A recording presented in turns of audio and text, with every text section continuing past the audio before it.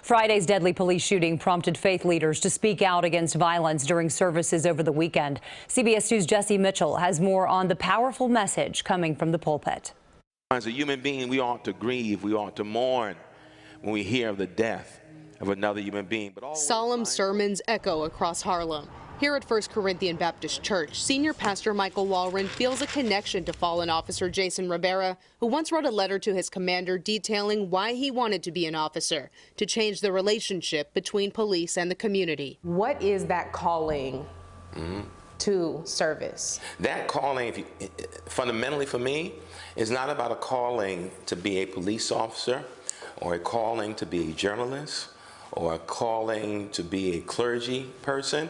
It is a calling to be human. It is the most noble calling that any human being can experience, and that is a calling to improve, enhance, and better the life of another human being. Clergy of all backgrounds united to call for peace during a vigil via Zoom Saturday night. The sadness seems to be very frequent. Faith leaders say the only way for the community to heal is for love and compassion to win over hate and division. The idea is respect. The idea is understanding that each individual can function as an individual even though we might have various differences.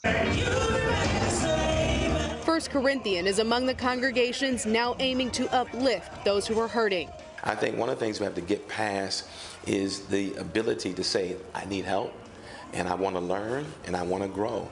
In this moment, I think that can happen. Growing together as a community. In Harlem, Jessi Mitchell, CBS 2 News. And stay with CBSN New York for continuing coverage of this story. We are also continually posting updates on our website, cbsnewyork.com.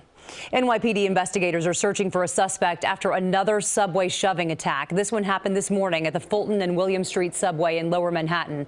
Police say a 62-year-old man was pushed off the platform and onto the tracks as a train approached.